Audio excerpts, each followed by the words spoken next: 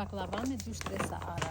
Fillojmë me përgatitjen e brumit. Shtem 1 kg miell ola për çdo përdorim, 5 vezë të plota dhe 3 të kuqe, 1 gotë kos, 1 gotë vaj. Formojmë brumin dhe lëmë të pushojë rreth 20 minuta.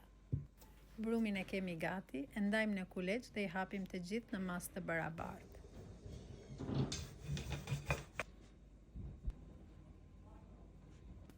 Petat i bashkojmë të gjitha nga 5.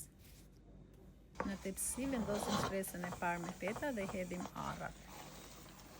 Vendosim petat dhe spërkasim një nga një me gjallë.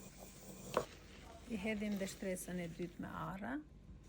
Vendosim petat një nga një dhe i spërkasim me gjallë.